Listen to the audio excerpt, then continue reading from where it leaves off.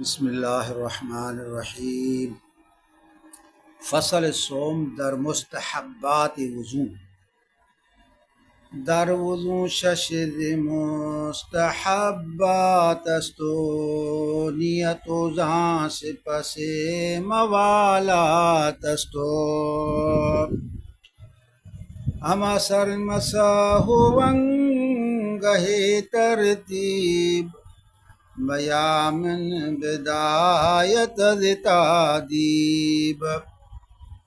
گر تو مسحو از سر عمل گیری مسحو گردن ازی قبل گیری. فصل چہارم در مکروہات وضو. آب اندر دہاں و در بینی بکف چپ کراہیت بینی. آب بر رو سخت تر کردن عورت خیش را نظر کردن.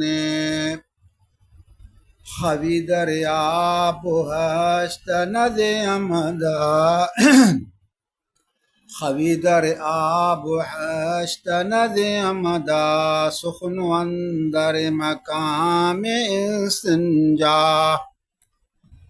ور تو بینی براست و افشانی درمیان کراہیت مانی.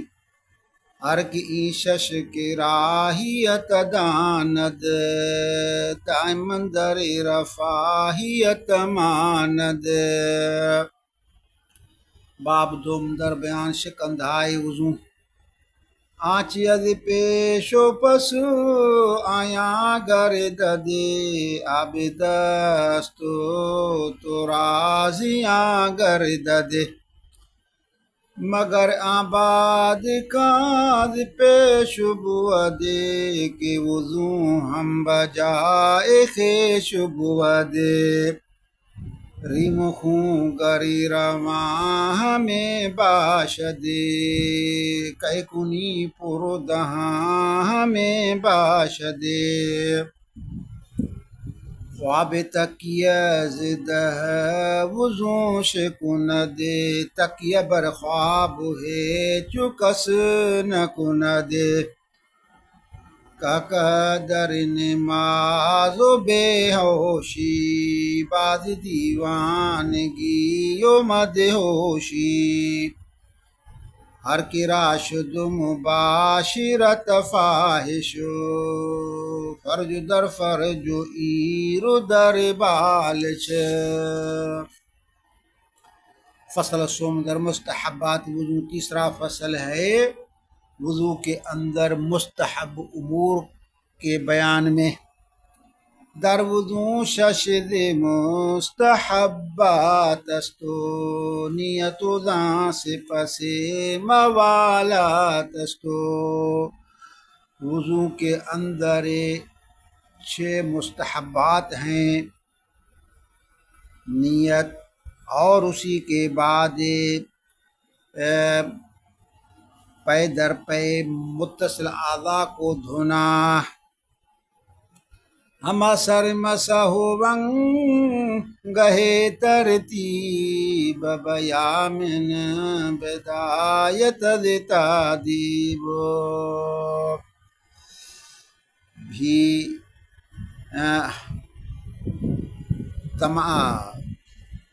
پورے سر کا مسح کرنا اور پھر ترتیب کے ساتھ اعضاء کا دھونا. دائیں ہاتھ سے آغاز کرنا یہ بھی مستحب ہے. پہلے دایاں ہاتھ پھر بایاں دایاں پاؤں پھر بایاں پاؤں اس طرح آغاز دائیں سے. گر تو مسح از سر عمل گیری مسح گردن ذی قبل گیری. اگر تو مسح از سر عمل خیال کے عمل سے تو لیتا ہے یعنی قرآن کے معافی کو پاتا ہے تو مسح گردن کا بھی اسی قسم سے پکڑو. گردن کا مسح کرنا بھی مستحب ہے. فصل چارم در مکروہات وضو، وضو کے اندر مکروہ چیزوں کا بیان. آب اندری دہاں بدر بینی بکف چپ کی راہیت بینی. پانی منہ میں اور ناک میں سیدھے ہاتھ سے دائیں ہاتھ سے ڈالنا یہ بھی مکروہ ہے. آب بارے روئے ساخت تر کر دنے عورت خیشرا نظر کر دنے. پانی منہ پر زور سے لگانا، اپنی سطر کو دیکھنا یہ بھی وضو کے اندر مکروہ ہے. خوی در آب ہشت ندیم دا سخن در مقام استنجا. پانی کے اندر تھوکنا جان بوجھ کر اور بات کرنا استنجے کی جگہ. اور شاعر لکھتے ہیں کہ یہاں استنجے سے مراد وضو ہے. ورطبینی براستو افشانی درمیان کی راہیت مانی. اگر تم ناک کو دائیں ہاتھ سے صاف کرے تو پھر بھی تم کراہیت میں رہے گا. یعنی پانی بھی بائیں ہاتھ سے تو ناک کو صاف بھی بائیں ہاتھ سے کرنا چاہیے، دائیں سے نہیں. ہر کی شش کراہیت دان دے دائم در رفاہیت مان دے. ہر وہ آدمی جو انہیں 6 مکروہات کو جانتا ہے ہمیشہ آرام میں رہتا ہے. باب دوم در بیان شکندہائے وضو. دوسرا باب وضو کے نواقض کے بارے میں، جن امور سے وضو ٹوٹ جاتا ہے ان کا بیان. آنچ ید پیش و پس آیاں گرد دے آب دست و تراسیاں گرد دے. وہ جو آگے اور پیچھے سے ظاہر ہو، یعنی بول براس اور ہوا کا خارج ہونا. وضو